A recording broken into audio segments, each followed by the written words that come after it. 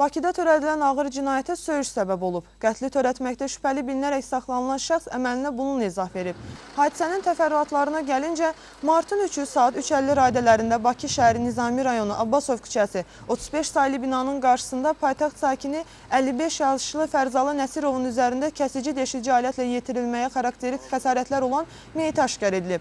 Prokurorluq və polis əməkdaşları tərəfindən məhkəmə tibbi ekspertizanın iştirakı ilə hadisə yerinə və meyitə baxış keçirilib. Digər zəruri prosessual hərəkətlər aparılıb. Nizami rayon polis idarəsi 25-ci polis şöbəsi əməkdaşlarının isti izlərlə keçirdikləri təxirə salınmaz əməliyyat axtarış tədbirləri nəticəsində cinayətin Bakı şəhər sakini əvvəllər məhkum olunmuş 41 yaşlı Adil Qaziyev tərəfindən şəxsi münasibətlər zəminində törədildiyi müəyyən edilib.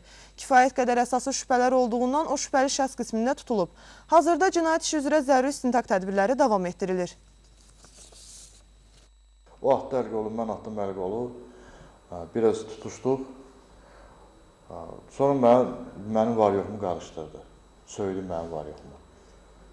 Mən də o zaman qaçaraq getdim evə. O da mənim dalınca. Qalxdım yuxarı bıçağı götürdüm, düşdüm aşağı. Təzən yaxınlaşdım ona. Yaxınlaşan ona da başladı stolla mənə yenə vurmağa. Bir vurdu, iki vurdu. İkinci dəfə bir də söydü. İkinci dəfə söyəndən sonra mən çıxartdım bıçağı sinəsinə batırdım.